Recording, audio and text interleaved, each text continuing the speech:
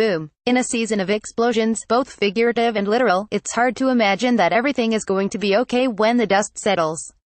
But it seems that every week is leading us a bit closer to Olivia's redemption, if that's even possible at this point.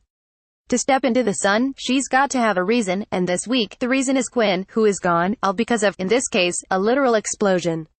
Like I said, boom. That was the result of last week's episode, and while Quinn watched a plane with Bashrani President Rashad and his niece Yasmin blow apart, Olivia delivered the news to Melly, who immediately hops into action. And just like we assumed last week, it's Olivia who's behind it. Yeah, she had the president of Bashran and his niece said, "Does this darkness have a name?" "Oh, you know it does. Olivia." Meanwhile, Glackland and Cyrus are having brunch. Well, Glackland is having brunch. Cyrus has to leave because of that whole bomb situation. As he starts to make his exit, Glackland wants to know what's going on that's pulling him away, but Cyrus won't budge. He'll flirt adorably, but budge absolutely not. And amid all that, Quinn is preparing for her wedding the next day and trying to get a hold of Olivia. Olivia gifts Quinn with Harry Truman's wife's pearl hair clip, something borrowed from the Smithsonian, but that's not what Quinn wants to talk to Olivia about. The plane, the bomb, the Bashrani carnage. She knows that Olivia is behind it. And when Quinn goes full conscience on Olivia, claiming that she isn't the woman she once aspired to be, Olivia and Quinn go head to head. At the end of the day, Quinn says that OPA was never about justice. QPA will be though. At Andrews Air Force Base the next day, Melly shows up to bid her farewell to Rashad and Yasmin. Quinn is brokenhearted about all of it, but at Olivia and Jake's camp, they discuss how this was the only option. When Jake asks Olivia if she thinks Quinn will talk, Olivia insists she won't.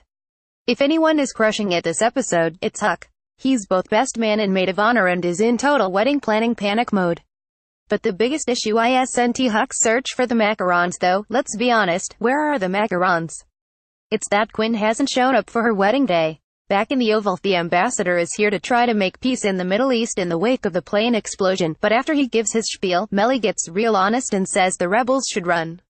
Why, she's going to drop every last American bomb on their heads because no president is ever going to be level-headed again. She's just a couple tweets away from calling out Rocket Man.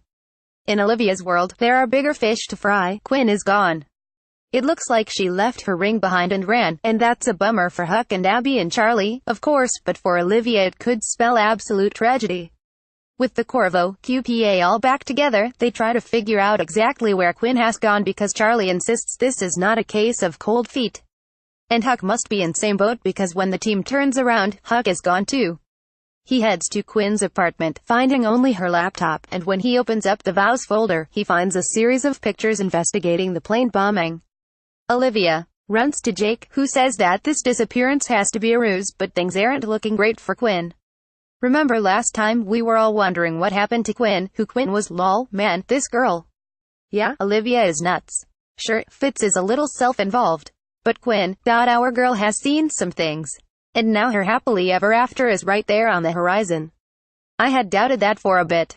But the vows Charlie didn't have prepared well, they're perfect because they're from the heart. They're the things he'd say to her when she's asleep because he's weird.